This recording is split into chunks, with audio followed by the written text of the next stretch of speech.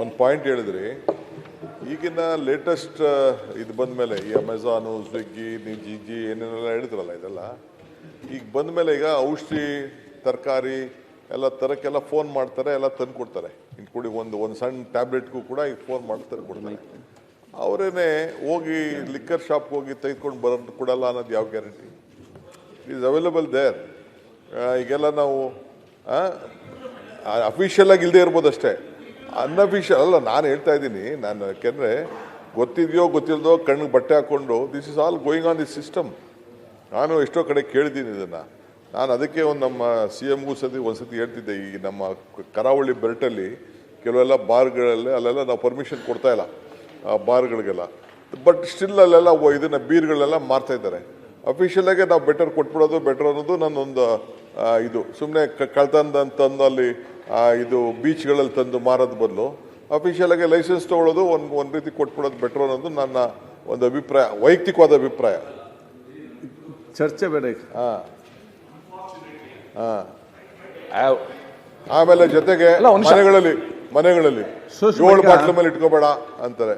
ಎಲ್ಲ ಓದೋರು ಬಂದವರೆಲ್ಲ ಒಂದೊಂದು ಬಾಟ್ಲ್ ತಂದು ಕೊಡ್ತಾ ಇರ್ತಾರೆ ನಮಗೆ. ಅದಕ್ಕೂ ಏನಾದ್ರು ಒಂದು ಹೊಸದಾಗಿ ಮನೇಲಿ ಇಟ್ಕೊಳ್ಳೋಕ್ಕೆ ಒಂದು ರೆಗ್ಯುಲೈಸೇಷನ್, ಇಲ್ಲಾಂದ್ರೆ ಯಾರು ಇನ್ಕಮ್ ಟ್ಯಾಕ್ಸ್ ಬಂದ, ಇವನು ಬಂದ ಅವನಿಗೊಂದು ಕೇಸ್ ಹಾಕೋದು, ಅವನೊಂದು ಮಾಡೋದು, ಇವೆಲ್ಲ ಕೂಡ ಗೊತ್ತಿದೆಯೋ ಗೊತ್ತಿಲ್ಲದೆ ಇಲ್ಲಿಗಲ್ ಆಗಿ ನಡೀತಾ ಇದೆ. ಅದಕ್ಕೆ we should try to bring regularisation ಅನ್ನೋದು ಕೂಡ ಒಂದು ದೊಡ್ಡ ಚರ್ಚೆ ನಾವು ನೀವು ಸೇರಿ ಮಾಡಬೇಕಾಗಿದೆ. GT ಪಾಟೀಲ್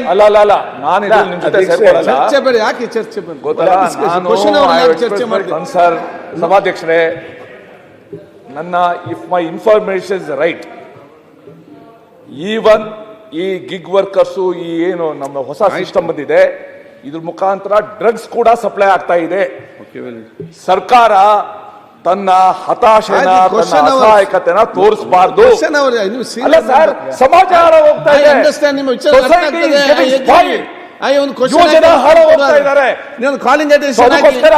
ಇದನ್ನ ನಾನು ಝೊಮ್ಯಾಟೊ, ಸ್ವಿಗ್ಗಿ ಯಾಕೆ ಹೇಳ್ತೆ ಅಂತಂದ್ರೆ ಚುಚ್ಚೋದು, ಇದು ಸರಿ ಹೋಗೋದಿಲ್ಲ ಅಂತ. ಅವ್ರು ಹೇಳ್ತಾರೆ ಕ್ರಮ ತಗೊಳ್ತೀವಿ, ಆಗಾಗ ಆಗ್ತೀವಿ. ಇವ್ರು ಗೊತ್ತಾಗೋದಿಲ್ಲ, ಅವ್ರಿಗೆ ಪೊಲೀಸ್ ಅವ್ರಿಗೆ, ಎಕ್ಸೈಸ್ ಅವ್ರಿಗೆ ಯಾರು ಮಾಡ್ತಾರೆ ಅಂತ. ಕಾಲಿಂಗ್ ಅಟೆನ್ಷನ್ ಆಗಿ ಚರ್ಚೆ ಮಾಡಿ. GT ಪಾಟೀಲ್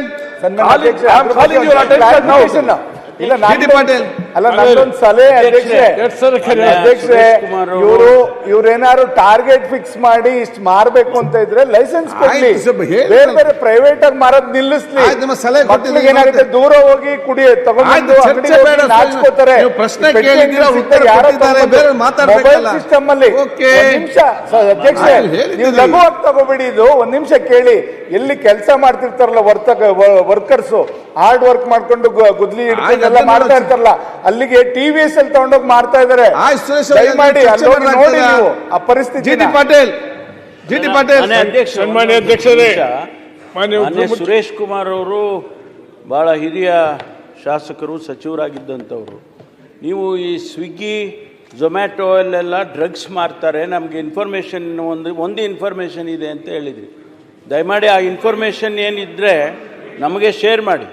ಯಾವ ಸ್ವಿಗ್ಗಿ ಡ್ರಗ್ಸನ್ನು ಸಪ್ಲೈ ಮಾಡ್ತಾರೆ, ಝೊಮ್ಯಾಟೊನವರು ಡ್ರಗ್ಸ್ ಸಪ್ಲೈ ಮಾಡ್ತಾರೆ, ಯಾಕೆಂದರೆ ಭಾಳ ಸೀರಿಯಸ್ ಆಗಿ ತಾವು ಹೇಳಿದಿರಿ. ಅಜಯ್, ಇದು ನಾವು ಮಾನ್ಯ ಮುಖ್ಯಮಂತ್ರಿಗಳು ಇದೇ ಸದನದಲ್ಲಿ ಬೆಂಗಳೂರಿನಲ್ಲಿ ಡಿಕ್ಲೇರ್ ಮಾಡಿದರು. We declare a war against drugs in Karnataka, drug free Karnataka ಮಾಡ್ತೇವೆ ಅಂತ ಹೇಳಿ ಡಿಕ್ಲೇರ್ ಮಾಡಿದ್ವಿ. ಆ ಇದರಲ್ಲಿ ನಾವು ಭಾಳ ಹೋರಾಟವನ್ನೇ ಮಾಡ್ತಾ ಇದ್ದೀವಿ.